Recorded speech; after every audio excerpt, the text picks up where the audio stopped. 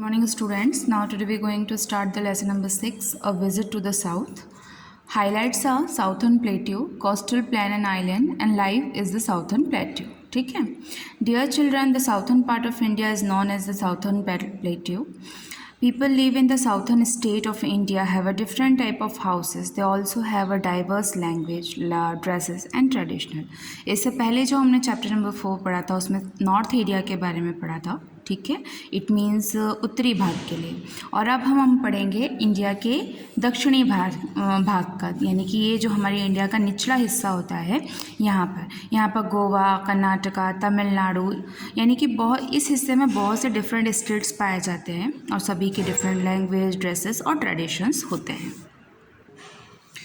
Southern Plateau. The Southern Plateau stretch of the south and the north plains to the southernmost of tip in India.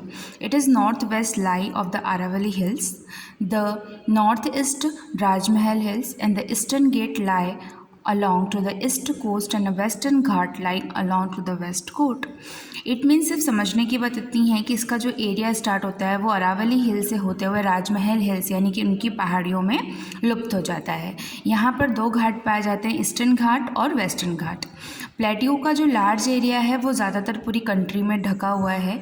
Extremely start इसका होता है 1600 kilometre from the north to the south and the 1400 kilometre from east to west. यानी कि इसकी कितनी cover कर रखा है इसने, नॉर्थ से साउथ के बीच में 1600 कवर कर रखा है किलोमीटर तक, और ईस्ट से लेकर वेस्ट तक 1400 किलोमीटर के बीच में कवर कर रखा है.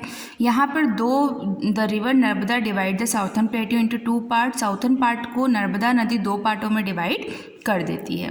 सेंट्रल हाईलैंड सबसे पहला पार्ट है सेंट्रल हाईलैंड. तो सेंट्रल हाईलैंड क्या होता है? The central highland include the Malwa plateau in the north west to the Chota Nagpur plateau in the northeast. The Malwa plateau lie between the Aravalli hills and Vindhyachal range. ठीक है, वो हिस्सा विंध्याचल से होता हुआ निकलता है. It is spread across the Rajasthan, Madhya प्रदेश.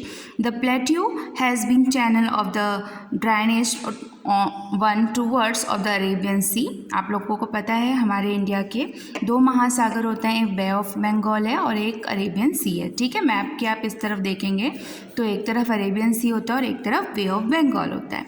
ये सबसे बड़े महासागर पाए जाते हैं. ठीक, इनको जो क्रॉस करती है वो नर्मदा और तापी रिवर कंप्लीट करती है, और बे ऑफ बंगाल में चंबल और बेटवा जो नदी होती है वो यमुना से ज्वाइन होती है. The Chota Nagpur plateau lies on the eastern India. It is cover large number of Jharkhand and spread across the Odisha and Chhattisgarh. The region is watered by the river and Mahanadi. River Ganga और महानदी का ज़्यादा से ज़्यादा पानी वहाँ पर मिलता है. डेक्कन प्लेट्यू क्या होता है साउथर्न पार्ट में? डेक्कन प्लेट्यू एक पेनिसुलर प्लेट्यू है जहाँ जो कि ईस्टर्न घाट से होता हुआ वेस्टर्न घाट तक पहुँचता है. Lights off the south and Satpura range and river Narmada, जो कि सतपुरा रेंज से होता हुआ, सतपुरा की पहाड़ियों से होता हुआ नर्मदा नदी में मिलता है. It extend across the state of Madhya Pradesh, Chhattisgarh, Orissa और महाराष्ट्र. और ये नदी मध्य प्रदेश से होती हुई निकलती है छत्तीसगढ़, उड़ीसा और महाराष्ट्र तक.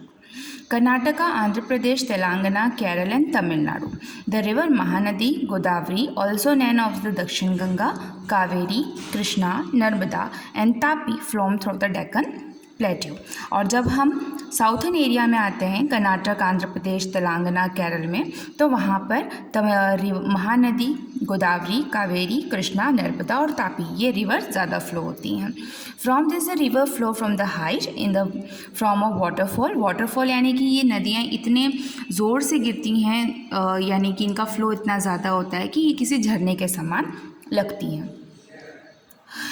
There are many waterfall in the Deccan Plateau such as the Jog Fall and the Karnataka and the Gohanikalka Fall in the Tamil Nadu. ठीक है, ये उसकी फ़ोटो दी हुई है. इसके बाद आते हैं हम डैम पे. Dam are built in the sum of this river from generating electricity and diverting water from irrigation. ठीक है। डैम का यूज़ क्यों होता है? डैम होता है जो महानदी होती हैं, बड़ी बड़ी नदियाँ होती हैं, उनको कवर करने के लिए, और उनको जब कवर कर लिया जाता है, उनके पानी को एक जगह एकत्रित कर लिया जाता है, तो उसका मोस्टली यूज़ इलेक्ट्रिसिटी प्रोड्यूस होने के लिए होता है। The Nagarjuna Sagar dam on the river Krishna and the Hirakud dam in the river Mahanadi are two such example. South area में मोस्टली दो सबसे पावरफुल डैम है, पहला है नागार्जुना और दूसरा है हरिकुंड। तो नागार्जुन में रिवर कृष्णा का पानी आता है और हरिकुंड में महानदी का पानी आता है, और ये मोस्टली इरिगेशन यानी कि खेतों की सिंचाई और इलेक्ट्रिसिटी के लिए यूज़फुल होते हैं। ओके स्टूडेंट्स, सो आज के लिए इतना ही टॉपिक। इसके आगे का चैप्टर हम नेक्स्ट लेक्चर में डिस्कस करेंगे। Have a good day.